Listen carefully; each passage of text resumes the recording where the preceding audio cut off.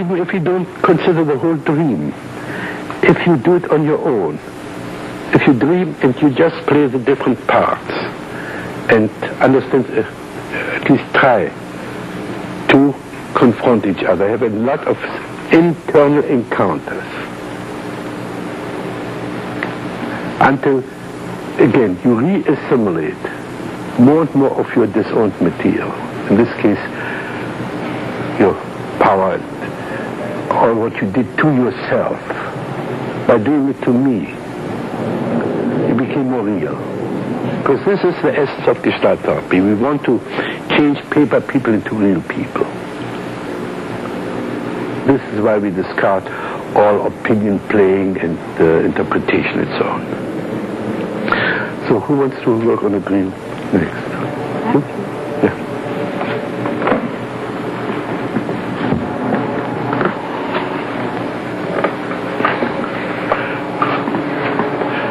In order to make a shortcut, let's do something on the surface 4D.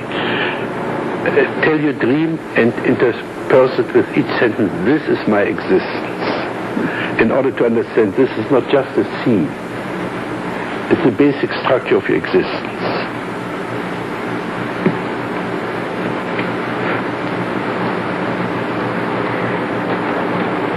Then I should speak in the now for this dream, I think.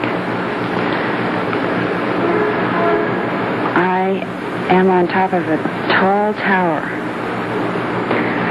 This is my existence. I have to interrupt you because there's some expression going on. Don't interrupt it, please. Tell me what you're doing with your hands. I don't know. Let your right hand talk to your left hand. I'm rubbing you. It feels good to press hard, to squeeze those fingers. I like to squeeze you. Say this again. True. I like to squeeze you. Now, what does the left hand answer?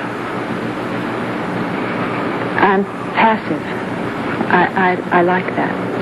I feel good. Now, we don't know yet to what degree we find here a right-left split. The right hand, the right side usually expresses the male aggressive motoric practical side. The left is the emotional, the female, the receptive side.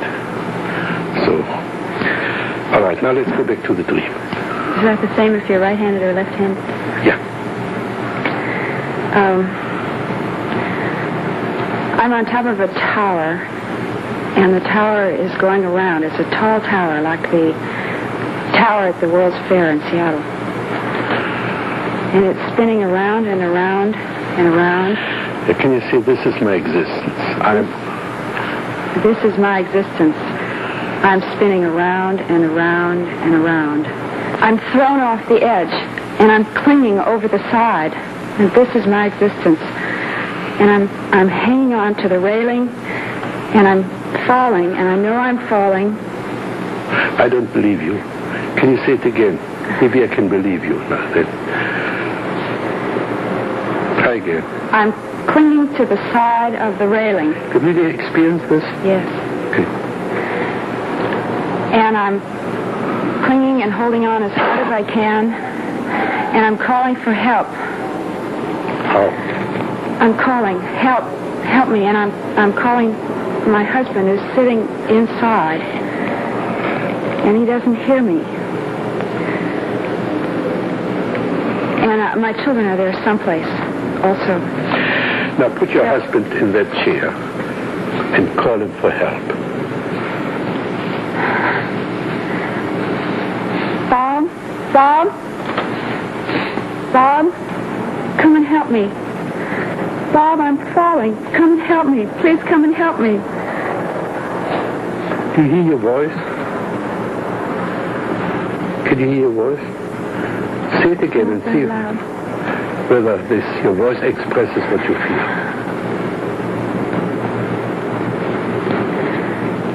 Bob, come and help me, Bob. Come and help me. I need your help, Bob. I need you. Say this again. I need you. Again. I need you. Again. I need you. What does he answer?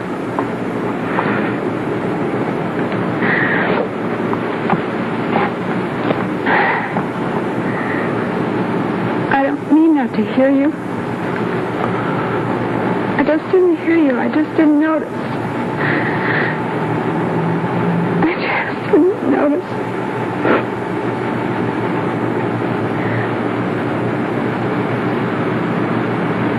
I want to help you. Take your seat again.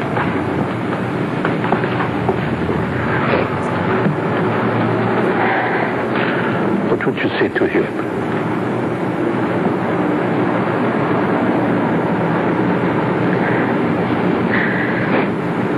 I'm mad because you don't hear me.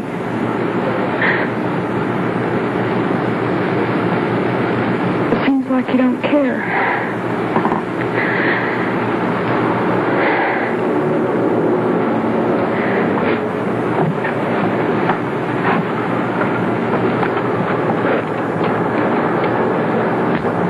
I do care, Bobby. I do care, Bobby. Okay. I do care, Bobby. Change again.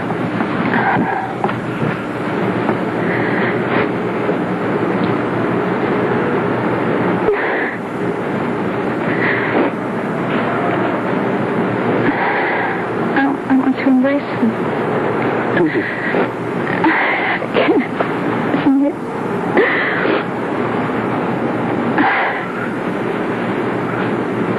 Did he get the message?